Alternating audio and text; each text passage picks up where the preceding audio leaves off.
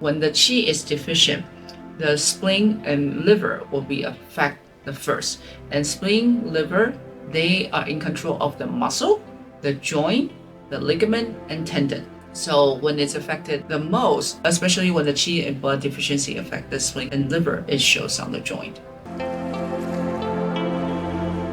In TCM, joint pain and arthritis, on the surface is inflammation. So the inflammation can be from overuse, it could be triggered by food sensitivity or chronic inflammation that from many causes.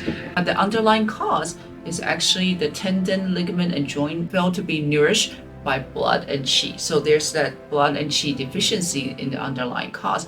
But you might ask, the blood and qi deficiency could cause anything. Why cause the joint? Because when the qi is deficient, the spleen and liver will be affected first. And spleen, liver, they are in control of the muscle, the joint, the ligament, and tendon. So when it's affected the most, especially when the qi and blood deficiency affect the spleen and liver, it shows on the joint.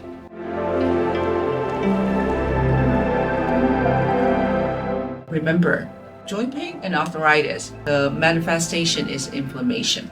So the most important thing is reduce inflammation. So as the modern society, we're not moving as much, or we might move too much as over exercise or over workout. We might eat too much, which puts the pressure on the joint. And we are not resting enough because we feel like we don't need to. So these three things are actually very important, because when we overdo it, like overeating or overweight, we have phlegm that can attack the spleen and liver, that causes liver qi and spleen blood deficiency. Or we work out, that causes spleen blood not able to nourish the muscle and the tendon. Or we're not resting enough, that directly can affect the abundance of qi and blood.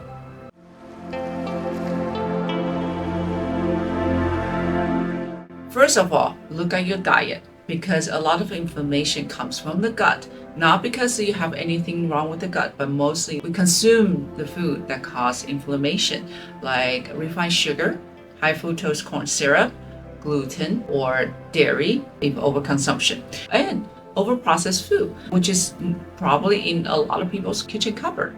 So clean up the diet is what I would say, because diet in TCM is also very important. When we are not eating overprocessed food, it actually can support the spleen and also the stomach as well. So clean up the diet. Second, workout. However, not over workout.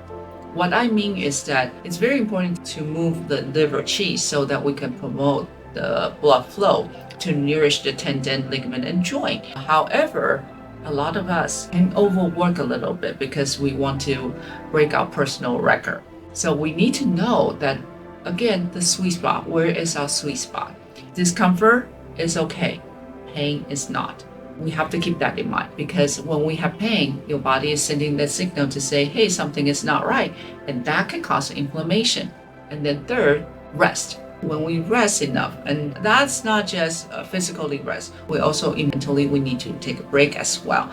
And that means probably time stepping away from social media and go to bed earlier and make it a habit.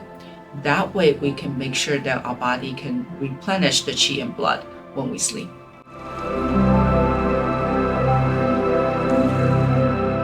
Yes, our body does and is able to heal from the trauma or inflammation. However, we need to catch it early.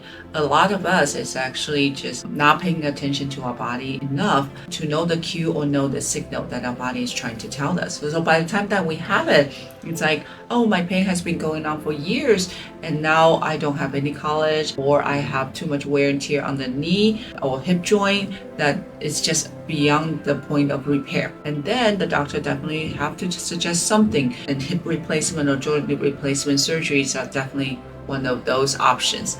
However, is it the best option? Unless we absolutely have it, I would say try to train your body to heal itself, because we can and we should. Because even if we have hip replacement surgery, we still need to know how to heal from trauma, because surgery itself is a trauma. So if we don't heal properly from that trauma. We can create scar tissue, we can have adhesion, or even chronic pain from it. So just because you have a hip replacement or knee replacement surgery, the journey doesn't end there. It continues because your body still needs to heal on its own from the surgery, and it has to heal properly so that we don't have any scar tissue, chronic pain, or even a lot of time what I see in clinic is that the gut health also can be affected. So yes, joint replacement surgery is an option. However, we don't end there. We want to promote the body's self-healing capability so that it can do so much more. If you like this video, please subscribe and follow me, and I'll see you soon.